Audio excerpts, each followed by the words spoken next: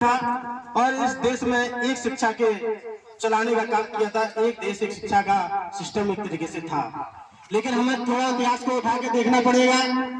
उसमें ये भी देखना पड़ेगा कि जब इस देश में शिक्षा एक तरीके से थी तो फिर इस देश में शिक्षा का प्राइवेटीकरण किसने कर दिया। आज अगर हम देखते हैं तो शिक्षा का प्राइवेटीकरण होने से, क्योंकि आज हमारे बच्चे शिक्षित नहीं हो पाते हैं। खासकर मैं मानता हूं कि ज्यादा से ज्यादा इस समाज की बात करते हैं तो कुछ परसेंट लोग ही सक्षम हैं, लेकिन ज्यादातर अभी गांव में निवास करते हैं और उन्हें एजुकेशन की बहुत जरूरत है, लेकिन उन्हें सही रूप में एजुकेशन नहीं मिल पाती है। इस शिक्षा को प्राइवेटीकरण मैंने शायद जहां तक सुना देखा कई पढ़ा भी है कि 1990 के आसपास कर दिया। उस टाइम वो लोग कौन थे, उन्होंने शिक्षा का प्राइवेटीकरण क्यों किया? क्योंकि वो लोग भी जानते थे कि इस देश में अगर किसी को फिर से अपाहिज बनाना है, गुलाम बनाना है, तो सबसे पहले शिक्षा छीनने का काम कर दीजिए। ये बात सही थी।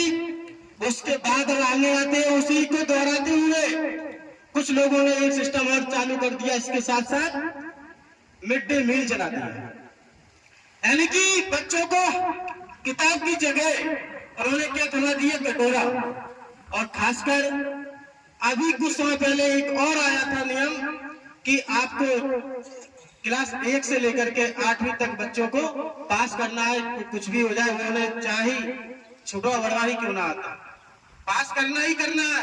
क्योंकि जब वो 9th तक पहुंचेगा, बोर्ड में पहुंचेगा तो वो पास होगा नहीं। और वो एजुकेशन कौन करेगा? क्योंकि जो हमारे बच्चे गांव में हैं तो वही पढ़ेंगे, क्योंकि उनके बच्चे तो अच्छे अच्छे स्कूलों में पढ़ रहे हैं। लेकिन उन्होंने क्या किया, जब ये सिस्टम लाया और आज जब हम देखते हैं कोई भी बच्चा जब स्कूल में हो और खासकर मंगलवार का दिन पड़ जाए, और क्या कि हमारे जो लोग हैं वो लोग ज्यादातर मजदूरी किसान हैं, वो लोग तो किसानी के लिए मजदूरी के लिए निकल जाएंगे, लेकिन वो बच्चे से जरूर कह के जाएंगे बेटा कटोरा रख लेना। ये बात बिल्कुल जहां तक मैं देखता हूँ ये सत्यता है। और जब वो कटोरा रख के ले जाएगा, जब वो स्कूल जाएगा, तो आप एक चीज को ध्यान रखना कि वो छोटा सा बालक, उसका दिमाग कहां पर लगा होगा उस टाइम, उसके किताबों दिमाग नहीं लगा होगा, उसका दिमाग से नहीं लगा होगा कब खीर पूड़ी आती है मैं खाऊंगा। क्या इस तरीके से एजुकेशन सिस्टम बढ़ेगा? बिल्कुल नहीं बढ़ेगा। हमें इस चीज पर बहुत ज्यादा मंथन करना है कि एजुकेशन सिस्टम बढ़ेगा कैसे, और एजुकेशन सिस्टम को खत्म किसने किया है और आगे खत्म कौन करना चाहता है। अगर हम बात करते हैं संविधान की और संविधान बचाने की, तो संविधान बचाने तो बहुत लोग आते हैं, बैरुपिया बनकर भी आएंगे, ऐसे लोग भी आएंगे जो बचाना चाहेंगे, और ऐसे लोग भी आएंगे जो सिर्फ आपका वोट लेना चाहेंगे। जब वोट की बात आती है तो वोट लेने के लिए भी कहेंगे कि हम संविधान बचाना चाहते हैं, लेकिन संविधान बचाने के साथ साथ कुछ ऐसे लोग भी आते हैं कि जिन्होंने संविधान लिखने के लिए ही बाबा साहब को किस तरह प्रताड़ित किया। साथियों, अभी हम हाल ही की बात करते हैं, अपने संभाग की बात करते हैं। आज ग्वालियर में कुछ ही समय पहले यह मानते हैं कि इस एरिया में, ये पूरे देश में एक संविधान बचाने का सिस्टम जो चला था, ये चल रहा है। ग्वालियर में भी बहुत बड़ा सभाएं हुई, बहुत सारी चीजें हुई, लेकिन आज संविधान निर्माता की मूर्ति को नहीं लगाने दिया जा रहा है। और जो लोग संविधान बचाने की बात करते हैं, आज तक मैंने, शायद आज आ गया तो नहीं कह सकता, लेकिन आज तक कोई ऐसा स्टेटमेंट नहीं सुना है कि ग्वालियर कोर्ट में जो संविधान निर्माता की मूर्ति लग रही है उसको, उसके ऊपर या उसके समर्थन में कोई आया हो। तो हम कैसे संविधान बचाएंगे? जब हम संविधान बचाने की बात करते हैं, लेकिन संविधान निर्माता को लिए जब स्टेचू लगाने की बात आती है तो हम उसमें एक स्टेटमेंट नहीं दे सकते। हमें सबसे पहले एक चीज को देखना है।